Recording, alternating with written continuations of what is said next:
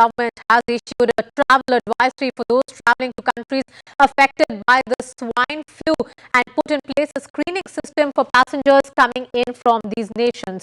And for more, let's go across to Vasu now, joining us on the live from the capital. Vasu, what more details are coming in of this advisory? Well, of course, the government has issued a travel advisory to passengers traveling to the affected countries. In addition, all passengers coming from Mexico, the United States, Canada, the United Kingdom, France and New Zealand would be screened when they enter the country. Well, thanks, Vasu, for that alert. Clearly, as the death toll from the swine flu crosses the 100 mark, in fact, thousands of people have been affected across the world. In Mexico alone, there are preventive measures being taken. At least 100 people have died in that country alone. Countries across the world are taking preventive measures. The virus, remember, can infect people who come in contact with diseased pigs.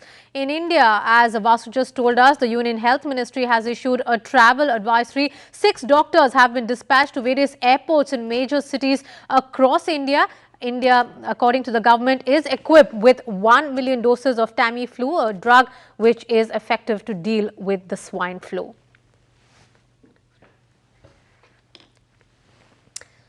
And across the world, screening across airports have also been beefed up. In the capital of city of Mexico, schools have been shut and most public events have been called off as the alert continues.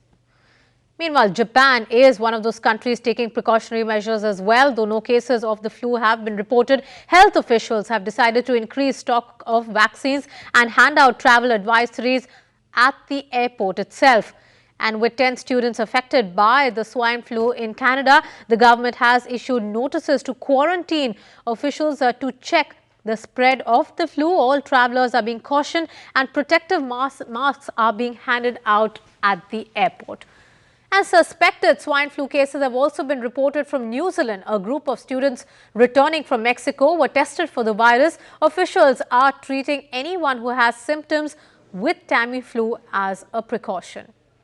Meanwhile, around 20 people have been affected in the United States, following which a national health emergency has been declared. Officials are planning to close schools and are requesting people with symptoms of the flu to stay at home. More vaccines are also being deployed.